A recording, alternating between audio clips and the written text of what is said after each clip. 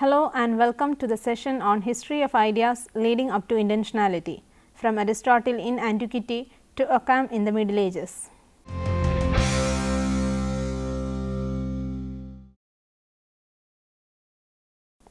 Aristotle's theory of perception.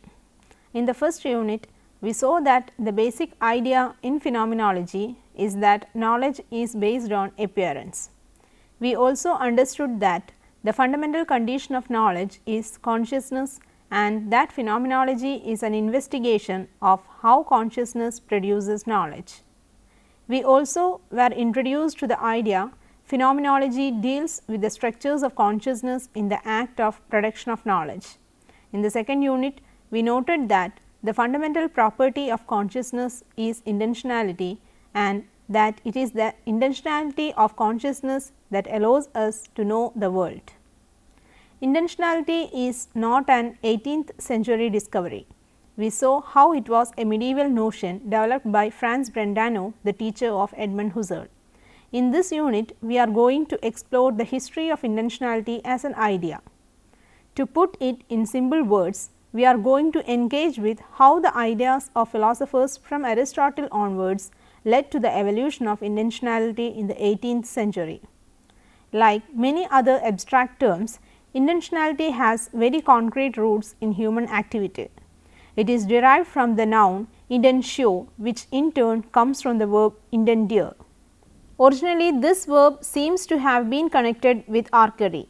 It referred to the activity of drawing a bow or directing it at a target. The word intentio came into philosophical use when Ibn Sina's Arabic terms manna and maquel were translated into Latin as intentio. With these terms, Ibn Sina referred to the form without matter that exists in the mind of a human being who is capable of thinking. The form without matter is what we understand generally as idea today. This understanding Ibn Sina borrowed from Aristotle. Aristotle argues that in perception, the mind receives the form of the object perceived without its matter. He compares the act of perception to the pressing of a signet ring into wax. He states that a sense is what has the power of receiving into itself the sensible forms of things without the matter. This must be understood as taking place in the way in which a piece of wax takes on the impression of a signet ring without the iron or gold. We say that what produces the impression is a signet of bronze or gold, but its particular metallic constitution makes no difference. In a similar way, the sense is affected by what is colored or flavored, but it is indifferent to what in each case the substance is. What alone matters is what quality it has, that is to say, in what ratio its constituents are combined. Thus, when I see a tree, my mind receives the form of the tree into itself, but it does not receive the wooden substance. Thus, there is a similarity in form between the tree that grows in the yard and my mental picture or image of it, but there is no similarity between them as regards their matter. After my mind has received the form of the tree, it can be said that the tree exists in two different ways. Number 1, intentionally as a mere form in mind, and number 2, really as a combination of matter and form in the external world. The distinction between these two kinds of existence comes from medieval scholasticism. Aristotle did not make this distinction himself. However, he came close to it when he distinguished between two senses of the verb be in answering the following sophism. All the things that are thought about must exist in order that they may be thought about. He said that being an object of thought and being existence are two entirely different things. The former does not imply the latter. Applications of the concept of intentional existence. The scholastics regarded intentional and real existence as being of different value. This is evident from the words of Aquinas in Summa Theologica. He writes that a house has a nobler being in the architect's mind than in matter, yet a material house is called a house more truly than the one which exists in the mind. This is because the material house is a house in act whereas the latter only a house in potency. Anselm of Canterbury, a Christian philosopher who lived in the 11th century, used this inequality of the two forms of existence in his famous proof of God's existence. He argued for the existence of God in chapter 2 of his work Proslogion in an ontological manner. This body of work constitutes what are called theistic proofs. Theistic proofs are the means by which we come to have a philosophical understanding of and insight into things we previously believed on simply the basis of faith. In other words, he provided a philosophical explanation for the existence of God. Let us examine how he arrived at an idea of the existence of God using the concept of intentional existence. For Anselm, it is one thing for an object to exist in the mind, and another thing to understand that an object actually exists. Thus, when a painter plans in advance what he is going to paint, he has the picture in his mind, but he does not yet think that it actually exists because he has not yet painted it or executed it on canvas or paper.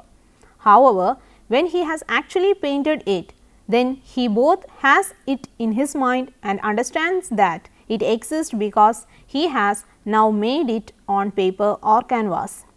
Anselm characterizes God as that than which nothing greater can be thought. The fool who does not believe that God exists will at least understand this definition. Whatever is understood exists in the understanding or the mind, just as the plan of a painting he has to make already exists in the mind or understanding of the painter. Therefore, God, which is that than which nothing greater can be thought, exists in the mind or the understanding. If it exists in understanding, it must also exist in reality. The existence of God in the mind is nobler, but the existence of God in reality is truer. To exist in reality is truer and greater than to exist in the understanding alone. We can present this argument in a more concise fashion. Let us substitute for God that than which nothing greater can be thought with the expression the most perfect being. X, God equals the most perfect being. Why? Because we understand X, God exists intentionally, that is to say in consciousness. Z, real existence is more perfect than intentional existence. A, therefore, a really existing God is more perfect than a God who has only intentional existence. B, therefore, a God who exists only intentionally is not the most perfect being. C, therefore, God must have real existence. If we accept A, B and C, we must accept C or God's existence in reality for a fact. Anselm observes that the atheist who says in his heart that God does not exist is a fool. This is because the fool does not realize that the concept most perfect being who has only intentional existence is self-contradictory. It contains a contradiction because existence is one of those perfections that the most perfect being has. The most perfect being has more perfections than any other imaginable being. It indeed has all perfections. Thus, the concept most perfect being who lacks one perfection is as self-contradictory as the concepts round triangle and married bachelor. Aquinas, essence and existence. Anselm's argument did not convince Aquinas. Thomas Aquinas was a philosopher and theologian who lived in 13th century in Naples, Italy. Aquinas was the founder of Dominician order of priests in the Catholic Church. He was greatly influenced by Aristotle, whose Latin translations he read at the University of Mount Casino. Like Anselm of Canterbury, he was also interested in the question of the link between faith and reason. He brought the two together in a new modus vivendi between faith and philosophy, which survived for a long time until the rise of modern physics. According to Aquinas, it is not certain that everybody understands by God the most perfect being. Moreover, even if everybody understood the word God in this sense, it would not mean that God exists. Aquinas writes that perhaps not everyone who hears this word God understands it to signify something than which nothing greater can be thought. Yet granted that everyone understands that by this word God is meant something, than which nothing greater can be thought. It does not, however, follow that he understands that what the word means exists in reality, but only that it exists in the understanding or intentionally. Nor can it be argued that it actually exists unless it be admitted that there actually exists something than which nothing greater can be thought. And this is what is not admitted by those who believe that God does not exist. The point that Aquinas makes can be explained in this manner. It is not at all certain that there exists a thing to which the description the most perfect being can be applied. This description is similar to many other contradictory descriptions containing superlatives. A perfect example would be the description the greatest finite integer. For no matter what particular integer is taken to be the greatest, it is always possible to add 1 to it. The result will be an integer that is greater than the original, the greatest integer.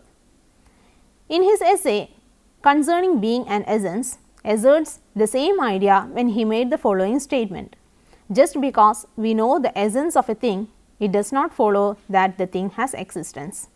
He observes that every essence can be thought of or conceived without any knowledge concerning its existence. For example, I can conceive what a man or phoenix is and still not know whether it has existence in reality, whether it can be found in nature. Therefore, it is obvious that existence is something other than essence. In other words, intentional existence does not imply real existence. One can understand a concept without knowing whether there are objects that in fact fall under it. Thus, one may understand the concept or essence of God without knowing whether God exists. Nevertheless, he makes God an exception in some sense. He asserts that in the case of God, one cannot distinguish essence from existence. The existence of God is God's essence. According to Aquinas, if the existence or being of a thing differs from its essence, the being of that thing must be caused by some exterior agent or by its essential principles or essence. It is impossible for a thing to be caused by its essential principles, for nothing can be the sufficient cause of its own being, if its being is caused. Therefore, that thing whose being or existence differs from its essence must have its existence caused by another.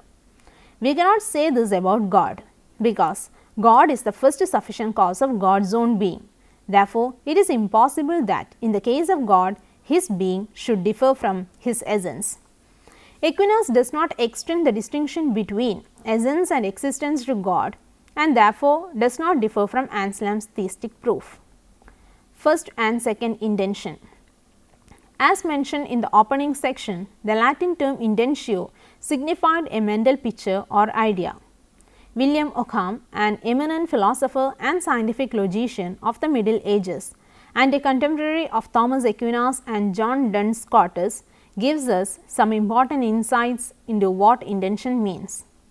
As William of Ockham stated, an intention of the soul is something capable of signifying something else. In other words, an intention is a symbol in the same way as a word is a symbol. Symbols can be divided into the conventional and the natural.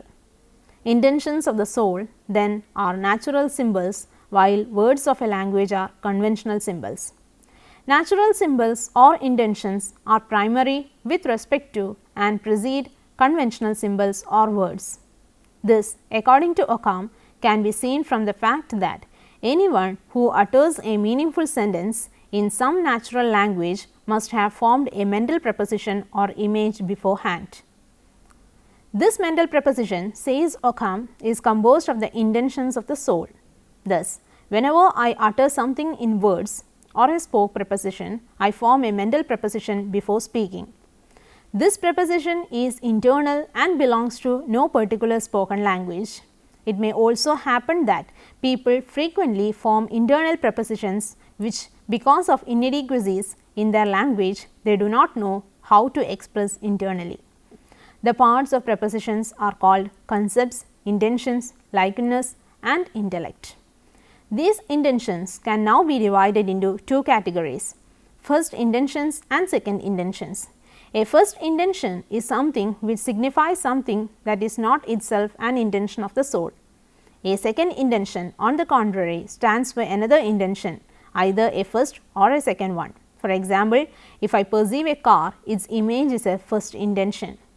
If I later reflect on this experience of the car, the new mental image with which I grasp the old perceptual image or the image of the car I actually saw is a second intention. It is second intention because it is an image of an image. We can make a similar distinction between the terms or names of the first intentions and second intentions. The names of first intentions refer to objects directly. Names of second intentions are names of names or names of symbols, whereas as names of first intention are names of things. What is significant about Occam's distinction between the terms of the first and second intentions is that the intentions of the soul or mental images are natural symbols of things, just as words are conventional symbols of things. Thus, we see that the theory of intentionality and the theory of meaning are parallel in Occam's view. It took centuries before this philosophical wisdom was recovered and made use of by Brentano. William of Ockham owes most of his thinking on intentions to the notion of signification that prevailed in logic and its principles during his times. His work Summa of Logic introduces Occam's ideas on meaning and signification that formed the basis of his philosophy. In the Middle Ages, a word or a term signified what it made us think of. The what was almost always an idea. Unlike many other logicians who lived in the 12th and 13th centuries, Occam believed that words or terms do not signify ideas or thoughts alone. They, according to him, signified objects and things that did not have an existence. The function of language is not merely to communicate thoughts from one mind to another, but to convey information about the world as well.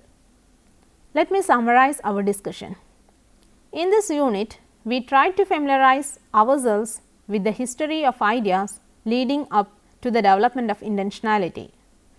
We began with Aristotle in antiquity and covered the history of ideas up to William of Occam in the Middle Ages. We were introduced to Aristotle's theory of perception.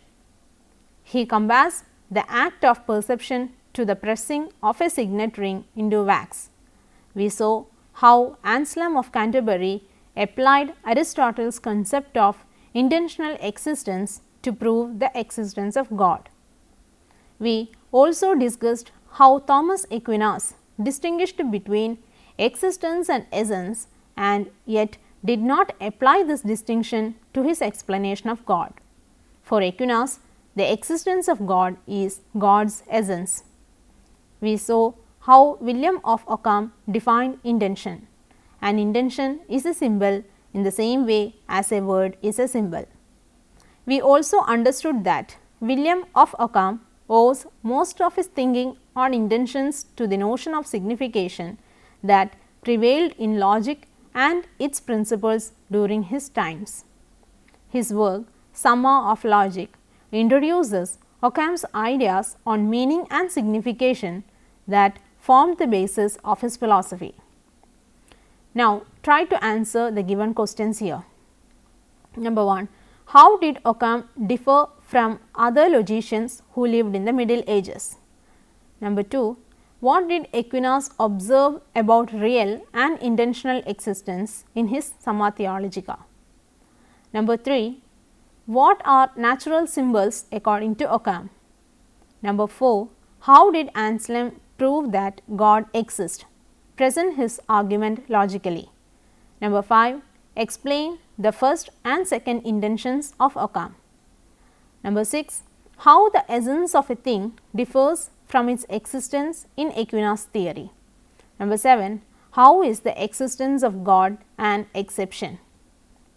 Let me suggest some books for your reference.